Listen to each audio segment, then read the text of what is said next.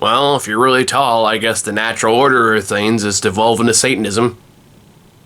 That's a terrible joke. I'm gonna keep it.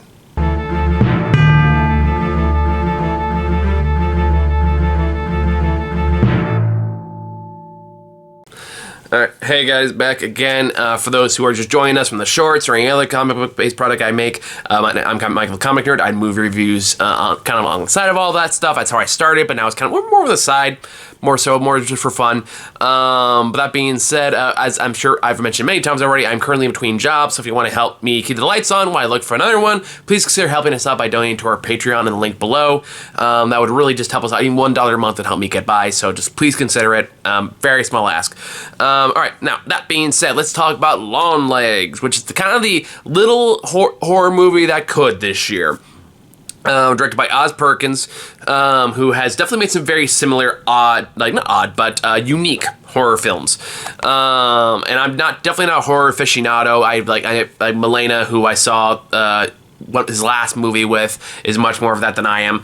But then again, she and I saw this one together too. So I very much of, it's a movie that runs very much on its own unique vibe.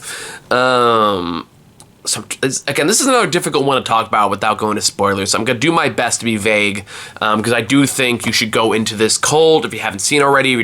If you've been lucky enough to know anything about it up to this point, I do recommend going to see it. I think it's a good film. I think it's a very effective horror film, very atmospheric, very Oz Perkins.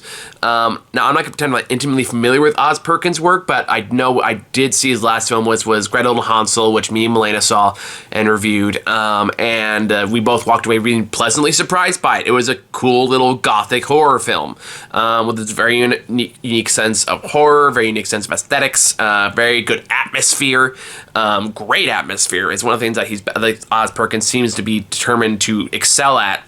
And he brings that into this film as well. The movie has great atmosphere. It does have great build-up, very subtle environmental scares, which I always like. I prefer that much more to the traditional jump scares. Longlegs himself is... So, I guess for those who don't know what this movie is, you haven't heard about it, let me go briefly over the story. Longlegs stars an FBI agent who is kind of clued into the occult, or not clued in, but like is kind of autism coded, very awkward, very kind of bleh as a person who gets pulled into this case involving a serial killer named Longlegs. Longlegs is this kind of mysterious serial killer, kind of has a messed up face, and again, played by an actor. I don't want to spoil it yet, but I will talk about it when I get to spoilers because it's too good not to talk about. And she kind of just gets pulled into this case, and she starts realizing there's a lot more supernatural elements to this than they originally thought. And she gets kind of pulled into this world. She gets heavily invested. She finds out how she's personally connected to it. The rest of it kind of works as a horror police procedural. So that's the very basic premise of this film. And as I mentioned previously, it does have good atmosphere. It is very deliberately paced. It's a little slow, but definitely that way by design. The occult surrounding the mystery here is very interesting. The way they delve into it is interesting. Like I said, Perkins has a very good handle when it comes to tone with his work, so far that I've seen.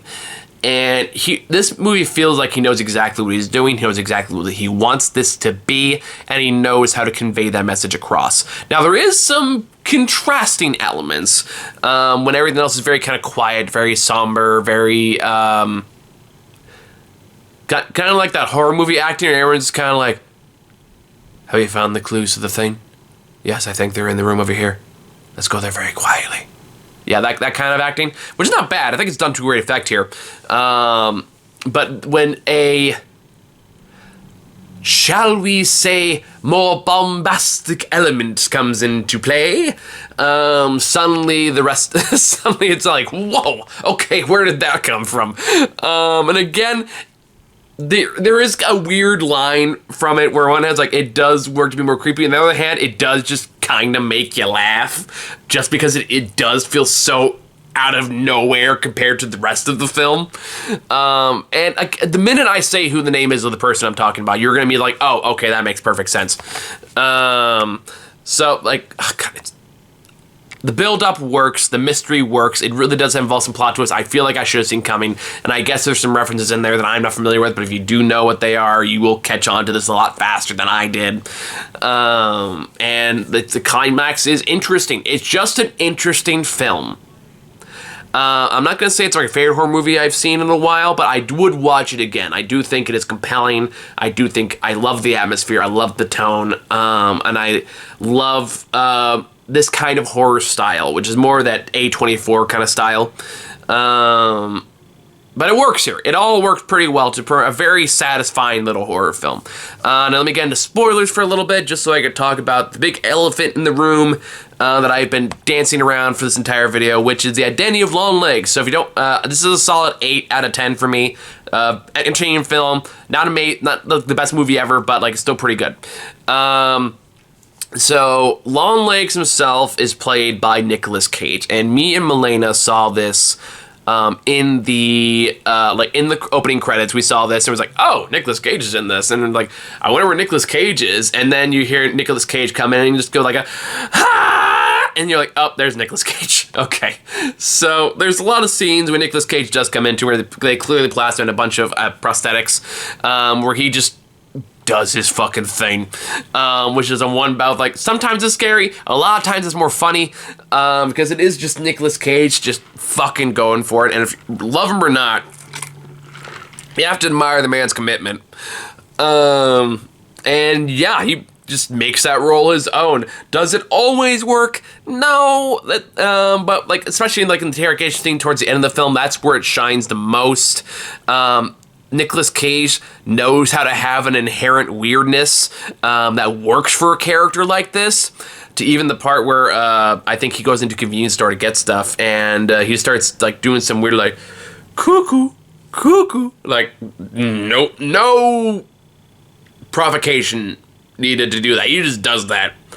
And the girl at the counter is just like, Dad, the weird guy's back. And it's like, okay. I feel like this movie does have a sense of humor in that way, very like odd sense of humor, but one nonetheless. I think there is a part of the film that is aware of just how ridiculous he seems compared to the rest of the film, but also still ask you to take him seriously. I don't know, it's a weird balance, and it doesn't always work, but I was largely on board, mostly because I like Nicolas Cage.